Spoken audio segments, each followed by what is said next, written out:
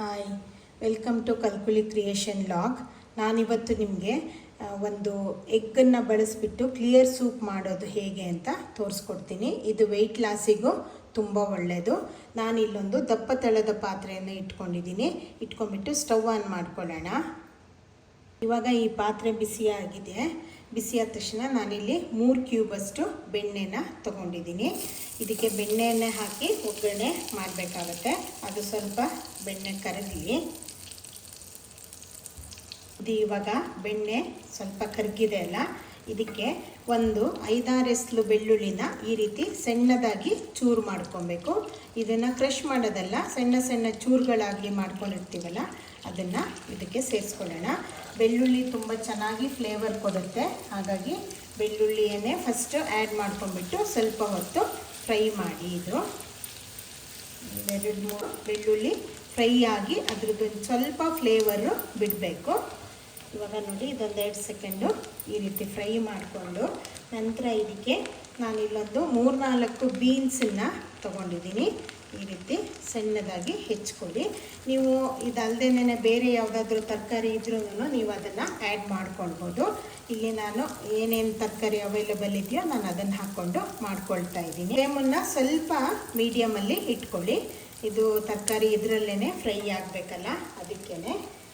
ಆನಂತರ ಇದು ಕ್ಯಾರೆಟನ್ನು ನೋಡಿ, ಒಂದು ಸ್ವಲ್ಪ ಕ್ಯಾರೆಟು ನೀವು ಕ್ವಾಂಟಿಟಿನ ನಿಮಗೆ ಎಷ್ಟು ಜನಕ್ಕೆ ಬೇಕೋ ಆ ರೀತಿ ಅಡ್ಜಸ್ಟ್ ಮಾಡಿ ತಗೊಳ್ಳಿ. ನಾನಿಲ್ಲೊಂದು 2-3 ಜನಕ್ಕಾಗಷ್ಟು ತೊಗೊಂಡಿದ್ದೀನಿ.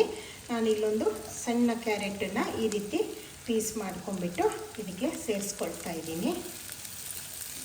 ಇದನ್ನು ಹಾಕಿಬಿಟ್ಟು ಸ್ವಲ್ಪ ಫ್ರೈ ಮಾಡಿ.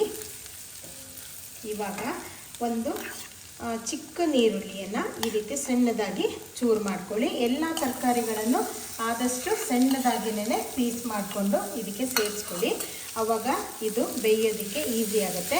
ಇಲ್ಲ ಅಂದರೆ ನೀವು ಪ್ರೆಷರ್ ಕುಕ್ ಮಾಡ್ಕೊಂಡ್ಬಿಟ್ಟು ತರಕಾರಿಯನ್ನು ಎಲ್ಲದನ್ನು ಸ್ವಲ್ಪ ನೀರು ಜಾಸ್ತಿ ಹಾಕಿಬಿಟ್ಟು ಕುಕ್ ಮಾಡಿಕೊಂಡ್ರೆ ನೀವು ಅದು ತರಕಾರಿನೂ ಯೂಸ್ ಮಾಡ್ಕೊಳ್ಬೋದು.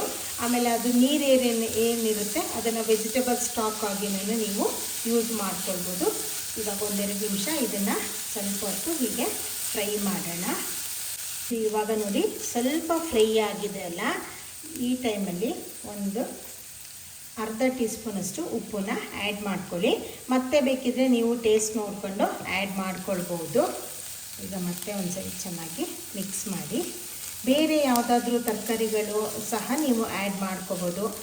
ಕ್ಯಾಬೇಜ್ ಆಗಲಿ ಅಥವಾ ಬ್ರೋಕಲಿ ಆಗಲಿ ಅಥವಾ ಕಾಲಿಫ್ಲವರ್ ಆಗಲಿ, ಆಮೇಲೆ ಸ್ವೀಟ್ ಕಾರ್ನ್ ಇದ್ದರೆ ನೀವು ಯಾವುದನ್ನು ಬೇಕಾದರೂ ಆ್ಯಡ್ ಮಾಡ್ಕೋಬೋದು. ಇವಾಗ ಇದಕ್ಕೆ ಸ್ವಲ್ಪ ಶುಂಠಿಯನ್ನು ಆ್ಯಡ್ ಮಾಡಬೇಕು. ನಾನು ಇಲ್ಲಿ ಒಂದು ಚಿಕ್ಕ ಟೀ ಸ್ಪೂನ್ ಆಗೋಷ್ಟು ಶುಂಠಿ ಪೇಸ್ಟನ್ನು ತೊಗೊಂಡಿದ್ದೀನಿ. ಇದು ಚೆನ್ನಾಗಿ ಫ್ಲೇವರ್ ಕೊಡುತ್ತೆ. ಶುಂಠಿಯನ್ನು ಚೆನ್ನಾಗಿ ಹಾಕ್ಕೊಂಡ್ಬಿಟ್ಟು ಮಿಕ್ಸ್ ಮಾಡಿ. ಈ ರೀತಿ ಕ್ಲೀನಾಗಿ ಒಂದು ಸ್ವಲ್ಪ ಹೊತ್ತು ಮಿಕ್ಸ್ ಆಗಲಿ. ಇವಾಗ ನಾವು ಇದೊಂದು 2 ನಿಮಿಷ ಲಿಡ್ ಕವರ್ ಮಾಡಿಬಿಟ್ಟು ಇದು ಸ್ವಲ್ಪ ಅದೇ ಸ್ಟೀಮಲ್ಲೇ ಕುಕ್ ಆಗೋದಕ್ಕೆ ಬಿಡೋಣ.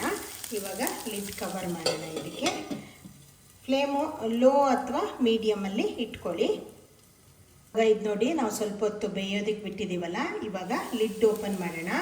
ಇದು ಸ್ವಲ್ಪ ಫ್ರೈ ಆಗಿದೆ ಅಲ್ವಾ, ಈಗ ಇನ್ನೊಂದು ಸರಿ ಅದನ್ನು ಮಿಕ್ಸ್ ಮಾಡಿಬಿಟ್ಟು ಚೆನ್ನಾಗಿ.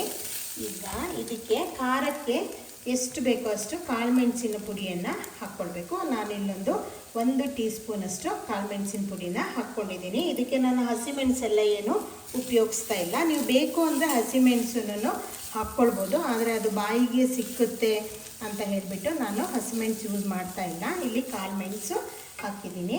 ಆಮೇಲೆ ಇದಕ್ಕೆ ನಾವು ನಿಮಗೆ ಕ್ವಾಂಟಿಟಿ ಎಷ್ಟು ಬೇಕೋ ನೋಡಿಬಿಟ್ಟು ಆದಷ್ಟು ಬಿಸಿಯಾಗಿರುವ ನೀರನ್ನೇ ಯೂಸ್ ಮಾಡ್ಕೊಳ್ಳಿ. ಕೋಲ್ಡು ನೀರು ಹಾಕಿದ್ರೆ ಅದು ಮತ್ತು ತರಕಾರಿ ಎಲ್ಲ ಇದಾಗ್ಬಿಡುತ್ತಲ್ಲ, ಅದಕ್ಕೆ ಆದಷ್ಟು ಬಿಸಿ ನೀರನ್ನೇ ಇದಕ್ಕೆ ಹಾಕ್ಕೊಳ್ಳಿ. ಬಿಸಿಯಾಗಿರುವ ನೀರು ಹಾಕ್ಕೊಂಡ್ರೆ ಇದು ಬೇಗ ಕುದಿನೂ ಬರುತ್ತೆ. ಆಮೇಲೆ ತರಕಾರಿ ಮತ್ತು ಒಂದ್ಸರಿ ಬೆಂದಿರೋದು ಮತ್ತು ತಣ್ಣಗಾಗೋದಿಲ್ವಲ್ಲ, ಅದಕ್ಕೇ. ಇವಾಗ ನೋಡಿ ಚೆನ್ನಾಗಿ ಮಿಕ್ಸ್ ಮಾಡಿಬಿಟ್ಟು ಮತ್ತೆ ಲಿಡ್ ಕವರ್ ಮಾಡಿಬಿಟ್ಟು ಇದನ್ನು ಸ್ವಲ್ಪ ಹೊತ್ತು ಕುಕ್ ಆಗೋದಕ್ಕೆ ಬಿಡೋಣ. ನಿಮಗೆ ಕ್ವಾಂಟಿಟಿ ಎಷ್ಟು ಬೇಕೋ ಅಷ್ಟು ನೋಡಿಬಿಟ್ಟು ನೀವು ಅಡ್ಜಸ್ಟ್ ಮಾಡ್ಕೊಳ್ಳಿ. ಇವಾಗ ಇದು ಸ್ವಲ್ಪ ಕುದಿ ಬರೋಕ್ಕಾಗಿದೆ ಅಲ್ಲ, ಇವಾಗ ಮತ್ತು ಒಂದು ಅರ್ಧ ಟೀ ಸ್ಪೂನಷ್ಟು ನಾನು ಉಪ್ಪನ್ನ ಆ್ಯಡ್ ಮಾಡ್ಕೊಳ್ತೀನಿ. ನೀವು ಟೇಸ್ಟ್ ನೋಡಿಬಿಟ್ಟು ನಿಮಗೆ ಹೇಗೆ ಎಷ್ಟು ಉಪ್ಪು ಬೇಕೋ ಅಷ್ಟನ್ನು ಆ್ಯಡ್ ಮಾಡ್ಕೊಳ್ಳಿ. ಹಾಗೆಯೇ ನಾನು ಹಾಕುವಂಥ ಎಲ್ಲ ರೆಸಿಪಿಗಳು ನಿಮಗೆ ಇಷ್ಟ ಆಗುತ್ತೆ ಅಂತ ಭಾವಿಸ್ತೀನಿ. ನನ್ನ ಕಲ್ಕುಳಿ ಕ್ರಿಯೇಷನ್ ಚಾನಲ್ ಏನಿದೆ ಅದನ್ನು ನೀವು ಸಬ್ಸ್ಕ್ರೈಬ್ ಮಾಡ್ಕೊಳ್ಳಿ, ಲೈಕ್ ಆ್ಯಂಡ್ ಶೇರ್ ಮಾಡಿ, ಕಮೆಂಟ್ಸ್ ಮಾಡಿ, ನನ್ನ ರೆಸಿಪಿಗಳು ಹೇಗಾಗುತ್ತೆ ಅಂತ ಟ್ರೈ ಮಾಡಿ. ಎಲ್ಲರೂ ಇದು ವೆಯ್ಟ್ ಲಾಸಿಗೂ ಆಗುವಂತಹ ಒಂದು ರೆಸಿಪಿ. ಇದು ಯಾರು ಡಯಟ್ ಮಾಡ್ತಾ ಇರ್ತಾರೆ ವೆಯ್ಟ್ ಲಾಸಿಗೆ ತುಂಬ ಒಳ್ಳೆಯದಾಗುವಂತಹ ಒಂದು ರೆಸಿಪಿ. ಇದಕ್ಕೆ ನಾನು ಮೊಟ್ಟೆ ಉಪಯೋಗಿಸ್ತೀನಿ. ಮೊಟ್ಟೆ ಬೇಡ ಅನ್ನೋರು, ಯಾರು ವೆಜಿಟೇರಿಯನ್ಸ್ ಇರ್ತಾರೆ ಅವರು ಮೊಟ್ಟೆನ ಸ್ಕಿಪ್ ಮಾಡ್ಕೊಳ್ಬೋದು. ಹಾಗೆಯೇ ಇದು ತುಂಬ ಚೆನ್ನಾಗಿ ಬರುತ್ತೆ ಟೇಸ್ಟ್ ಎಲ್ಲ. ಆಮೇಲೆ ತುಂಬ ಕ್ವಿಕ್ಕಾಗಿ ತುಂಬ ಈಸಿಯಾಗಿ ಮಾಡ್ಕೊಳ್ಬೋದು. ಇದು ಸ್ವಲ್ಪ ಹೊತ್ತು ಬಾಯ್ಲ್ ಆಗಲಿ. ಇವಾಗ ನೋಡಿ, ಇದು ಸ್ವಲ್ಪ ಕುದಿಯೋದಕ್ಕೆ ಸ್ಟಾರ್ಟ್ ಆಗಿದೆಯಲ್ಲ, ಇದಕ್ಕೆ ನಾನು 2 ಎಗ್ ವೈಟನ್ನು ತೊಗೊಂಡಿದ್ದೀನಿ. ಇದಕ್ಕೆ ನಾನು ಬರೀ ಎಗ್ ವೈಟ್ ಮಾತ್ರ ಯೂಸ್ ಮಾಡ್ತಾ ಇದ್ದೀನಿ. ಇದಕ್ಕೆ ಹಾಕ್ತಾ ನೀವು ಮಿಕ್ಸ್ ಮಾಡಬೇಕಾಗತ್ತೆ. ಆವಾಗ ಇದೊಂಥರ ಇದ್ರಾದಂಗೆ ಎಳೆಯಾಗಿ ಬರುತ್ತೆ. ನೀವು ಒಂದೇ ಸರಿ ಹಾಕಿ ತಿರುಗಿಸದೇ ಇದ್ದರೆ ಅದು ಸ್ವಲ್ಪ ದಪ್ಪ ಬರುತ್ತೆ. ನೋಡಿ, ನೀವು ಈ ಥರ ಮಿಕ್ಸ್ ಮಾಡ್ತಾ ಇದಕ್ಕೆ ಈ ಥರ ಚೆನ್ನಾಗಿ ಕೈ ತಿರುಗಿಸಿ, ಆವಾಗ ಅದು ಸಣ್ಣ ಚೂರುಗಳ ರೀತಿ ಈ ರೀತಿ ಬರುತ್ತೆ. ನೋಡಿ, ಇದು ಚೆನ್ನಾಗಾಗುತ್ತೆ ಸೂಪಿಗೆ. ಈ ರೀತಿ ಸ್ವಲ್ಪ ಕೈ ಬಿಡ್ದೇನೆ ಒಂದೆರಡು ಸ್ವಲ್ಪ ಹೊತ್ತು ತಿರುಗಿಸಿ ಈ ರೀತಿ. ನೋಡಿ, ಈ ರೀತಿ ಬರಬೇಕು. ಇದು ಹಿಂಗೆ ಎಳೆಯಾಗಿ ಬರಬೇಕು ಇದು. ಹಾಗಾಗಿ ನೀವು ಫಸ್ಟ್ ಮೊಟ್ಟೆ ಹಾಕ್ಕೊಂಡು ಆಮೇಲೆ ತಿರ್ಗ್ಸಕ್ಕೆ ಹೋಗಬೇಡಿ. ಹಾಕ್ಕೊತಾನೆ ನೀವು ಕೈ ತಿರುಗಿಸ್ತಾ ಇರಬೇಕು. ನೋಡಿ, ಈ ರೀತಿ ಇದೆಷ್ಟು ಚೆನ್ನಾಗಿ ಬರುತ್ತೆ. ಆಮೇಲೆ ಇದೊಂದು ವಿತಿನ್ 10 ಮಿನಿಟ್ಸಲ್ಲಿ ನಿಮಗೆ ಕುಕ್ ಆಗೋಗುತ್ತೆ.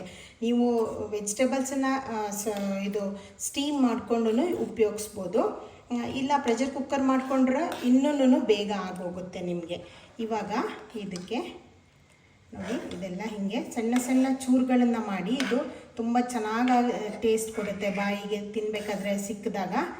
ಹಾಗಾಗಿ ಸಣ್ಣ ಆದಷ್ಟು ನಿಮ್ಗೆ ಯಾವ್ದಾದ್ರು ದೊಡ್ಡ ಚೂರಿದ್ರೆ ಇದನ್ನು ಸಣ್ಣದಾಗಿ ಮಾಡ್ಕೊಳ್ಳಿ. ಇವಾಗ ಇದಕ್ಕೆ ನಾನು 1.5 ಟೇಬಲ್ ಸ್ಪೂನ್ ಆಗೋಷ್ಟು ಕಾರ್ನ್ಫ್ಲೋರನ್ನು ಈ ರೀತಿ ನೀರಲ್ಲಿ ಮಿಕ್ಸ್ ಮಾಡ್ಕೊಂಡಿದ್ದೀನಲ್ಲ, ಇದನ್ನು ಇದಕ್ಕೆ ಆ್ಯಡ್ ಮಾಡ್ತಾ ಮಿಕ್ಸ್ ಮಾಡ್ತೀನಿ. ಇದು ಸ್ವಲ್ಪ ಥಿಕ್ನೆಸ್ ಕೊಡುತ್ತೆ ನಿಮ್ಮ ಸೂಪಿಗೆ. ನಿಮಗೆ ಬೇಡ ಇಷ್ಟ ಇಲ್ಲ ಅಂದವರು ಇದನ್ನು ಬೇಕಿದ್ರೆ ಸ್ಕಿಪ್ ಮಾಡ್ಕೊಬೋದು. ಆದರೆ ಸ್ವಲ್ಪ ಒಂಚೂರು ತಿಕ್ಕಾಗಿದ್ರೇ ಇದು ಸೂಪು ಚೆನ್ನಾಗಿ ಆಗುತ್ತೆ. ಉಪ್ಪು ಖಾರ ಎಲ್ಲ ನಿಮ್ಮ ಕ್ವಾಂಟಿಟಿಗೆ ಹೆಂಗೆ ಬೇಕೋ ನಿಮ್ಮ ಟೇಸ್ಟಿಗೆ ತಕ್ಕನಂಗೆ ಅಡ್ಜಸ್ಟ್ ಮಾಡ್ಕೊಳ್ಳಿ. ಇವಾಗ ನೋಡಿ, ಇದು ರೆಡಿಯಾಗಿದೆ, ಚೆನ್ನಾಗಿ ಬಾಯ್ಲ್ ಆಗೋ ಸ್ಟೇಜಿಗೆ ಬಂದಿದೆ ಅಲ್ಲ. ಇವಾಗ ಇದಕ್ಕೆ ಒಂದು 1/4 ಟೀ ಸ್ಪೂನಷ್ಟು ಸಕ್ಕರೆನ ಆ್ಯಡ್ ಮಾಡಿಬಿಡಿ. ಆ್ಯಡ್ ಮಾಡಿಬಿಟ್ಟು ಸ್ಟವ್ ಆಫ್ ಮಾಡಿಬಿಡಿ. ಸ್ಟವ್ ಆಫ್ ಮಾಡಿಬಿಟ್ಟು ಇದನ್ನು ಚೆನ್ನಾಗಿ ಮಿಕ್ಸ್ ಮಾಡಿಬಿಡಿ. ಇದು ಇವಾಗ ರೆಡಿಯಾಗಿದೆ. ಇದು ನೀವು ಊಟಕ್ಕಿಂತ ಸ್ವಲ್ಪ ಮುಂಚೆ ಕುಡಿದ್ರೆ ನಿಮಗೆ ಇದು ಊಟ ಎಲ್ಲ ಕಮ್ಮಿ ಮಾಡೋದ್ರಿಂದ ನಿಮಗೆ ವೆಯ್ಟ್ ಲಾಸಿಗೂ ಇದು ಆರಾಮಾಗುತ್ತೆ. ಆಮೇಲೆ ಹೆಲ್ತ್ ವೈಸೂ ಇದು ತುಂಬ ಚೆನ್ನಾಗಾಗುತ್ತೆ. ಇದರಲ್ಲಿ ನಾವು ಬೇರೆ ಏನೂ ಉಪಯೋಗಿಸದೇ ಇರೋದ್ರಿಂದ ಯಾವುದೇ ಪೇಷಂಟ್ಸ್ಗಳಿರಲಿ ಯಾರು ಬೇಕಿದ್ದರೂ ಇದನ್ನು ಯೂಸ್ ಮಾಡ್ಬೋದು. ಇದು ವೆಯ್ಟ್ ಲಾಸಿಗೆ ತುಂಬ ಒಳ್ಳೆಯದಾಗುವಂತಹ ಒಂದು ಸೂಪ್ ರೆಸಿಪಿ. ಇದನ್ನು ಟ್ರೈ ಮಾಡಿ ಹೇಗೆ ಅನ್ನಿಸ್ತು ಅಂತ ನನಗೆ ಕಮೆಂಟ್ ಮಾಡಿ. Thank you.